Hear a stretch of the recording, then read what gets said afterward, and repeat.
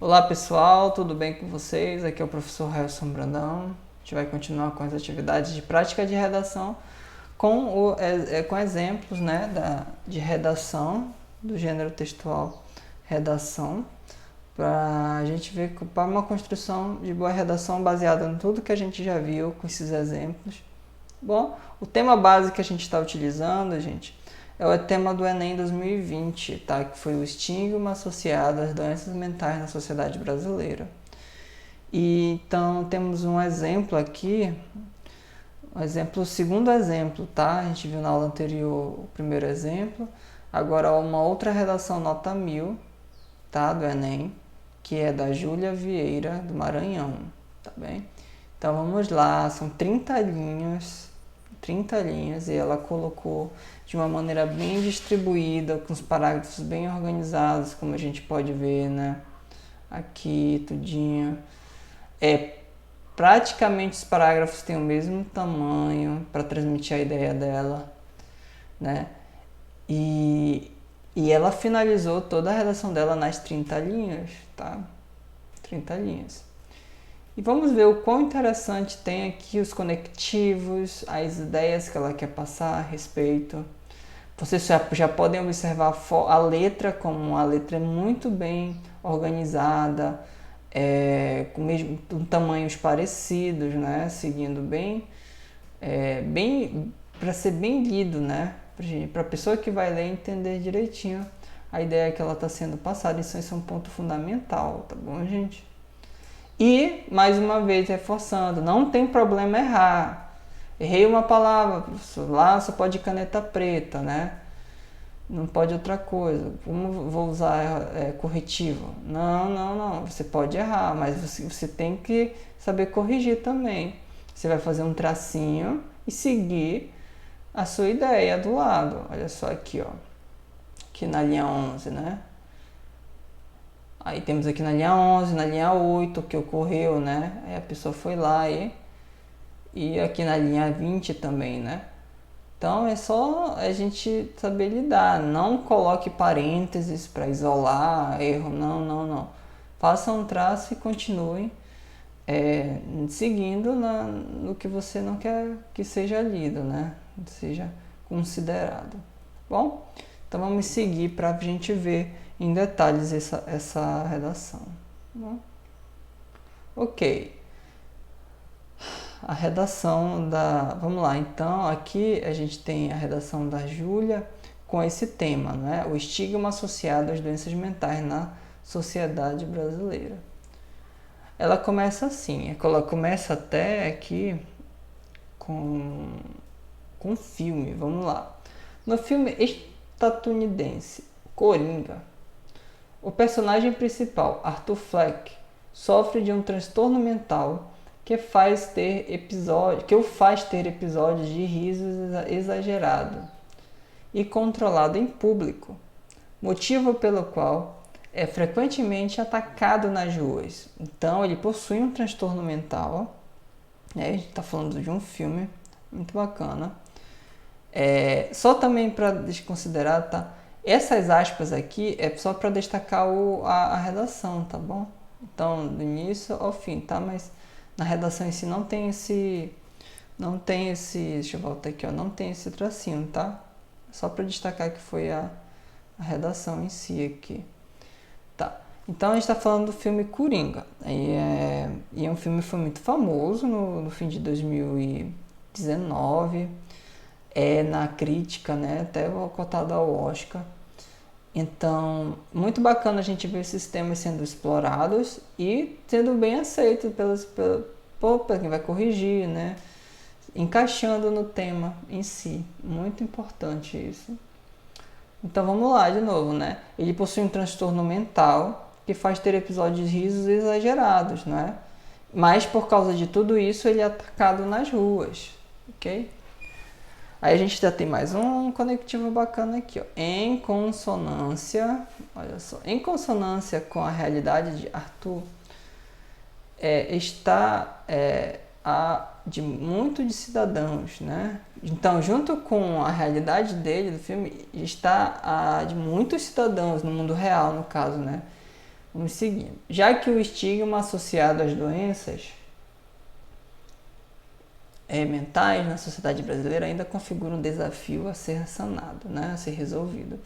Isso ocorre pela negligência governamental nesse âmbito, seja pela discriminação dessa classe por parcela da população verde e amarela. Legal usar verde e amarela aqui para não colocar de novo brasileira, né? Então já tem uma ideia aqui que a gente viu das trocas, né, de substituição lá na questão da coesão, tá bom? Dessa maneira, olha outra aqui, outro conectivo bacana. Dessa maneira, para seguir as ideias, dessa maneira, o imperioso que essa chaga social seja resolvida, é imperioso, né? Importante, né? Que essa chaga social seja resolvida a fim de que o longa norte-americano não mais reflita o contexto atual da nação, né? Então, o longa americano, né? Ele estava falando do Coringa, já utilizou outra palavra aqui, ó. O longa norte-americano. Então, esse aqui foi o primeiro parágrafo para dar uma introdução, para dar a ideia de como vai ser guiada a redação. Próximo, né? Nessa perspectiva, acerca da lógica referente aos transtornos da mente, é válido retomar o aspecto supracitado quanto à omissão estatal neste caso. Então tem uma omissão aí. Segundo a OMS, aí abre parênteses, Organização Mundial da Saúde, muito importante, se você for colocar uma sigla, coloque o que ela significa, se for a primeira vez que ela vai aparecer no texto, tá bom?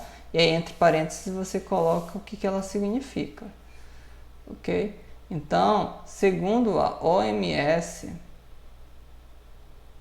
o Brasil é o país que apresenta o maior número de casos de depressão da América Latina e, mesmo diante desse cenário alarmante, os tratamentos das doenças mentais, quando oferecidos, não são, na maioria das vezes, eficazes. Isso acontece pela falta de investimento público em centros especializados no cuidado com essas condições. Consequentemente, muitos portadores, sobretudo aqueles de menor renda, não são devidamente tratados, contribuindo para a sua progressiva marginalização perante o corpo social. Este quadro de inoperância das esferas de poder exemplifica a teoria das instituições zumbis. Olha só. E aí ele coloca a informação aqui do sociólogo Zygmunt Bauman, que as descreve como presente na sociedade, mas que não cumpre seu papel com eficácia, né? Deste modo aqui, né? É imprescindível que, para a refutação da teoria do estudioso polonês, essa problemática seja revertida, tá bom? Ok, então, pessoal, segundo parágrafo, dando aqui as ideias, né, das instituições, da inoperância, né, como isso está chegando até agora. Paralelamente ao descaso das esferas governamentais nessa questão, é fundamental, ou seja, tem que correr junto, né, o debate acerca da aversão de parte dos civis ao grupo em pauta, uma vez que ambos são impasses para sua completa socialização. Esse preconceito se dá pelos errôneos ideais, né, de felicidade disseminados pela sociedade como metas universais. Entretanto, essas concepções segregam os indivíduos entre os fortes e os fracos, em que tais fracos geralmente integram a classe em discussão, dado que não atingem essas metas estabelecidas, como a estabilidade emocional. Por conseguinte, aqueles que não alcançam os objetivos são estigmatizados, ou seja, né, já são criados aqueles que não atingem objetivos, são já taxados lá, estigmatizados e excluídos do tecido social. Tal conjuntura segregacionista, os que possuem algum tipo de transtorno, nesse caso, na teia social. Aí, desta maneira, essa problemática urge ser solucionada para que o princípio da alemã seja validado no país tupiniquim. Olha só outra aqui, ó, substituir de novo. Tupiniquim, né, que é o Brasil, no caso. Aí a gente estava falando aqui, né, dessas ideias, né, do princípio da alemã seja validado. Beleza, então finalizar. Portanto, ó, mais um que finaliza com portanto, né, para fechar as ideias. São essenciais medidas operantes para a reversão do estigma associado a doenças mentais na sociedade brasileira. Para isso, compete ao Ministério da Saúde investir na melhora da qualidade dos tratamentos a essas doenças, nos centros públicos especializados de cuidados, destinando mais medicamentos e contratando por concursos mais profissionais da área, como psiquiatras e enfermeiros. Isso deve ser feito por meio de recursos autorizados pelo Tribunal de Contas da União, órgão que opera, olha só mais um que usa o tracinho para explicar um pouquinho aqui do termo Tribunal de Contas da União. É o órgão que opera feitos públicos, com o fito de potencializar o atendimento a esses pacientes e oferecê-los um tratamento eficaz. Ademais, palestras devem ser realizadas em espaços públicos sobre os malefícios das falsas concepções de prazer e da importância do acolhimento dos vulneráveis. Assim, os ideais inalcançáveis não mais serão instrumentos segregadores. E, finalmente, a cotação de Flecker não mais representará a dos brasileiros, tá bom? Então, a ideia da Júlia é essa, tá? Que ela colocou na redação.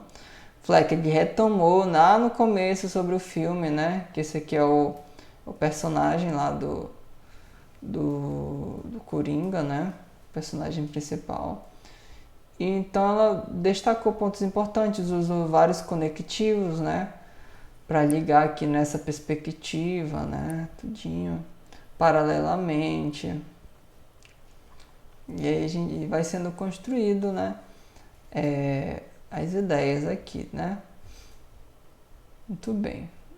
E isso, as substituições que a gente foi vendo, país tupiniquim, né, que seria o Brasil, mas a gente usa um termo que também é considerado, aí fica no lugar do termo original, para não haver essa repetição.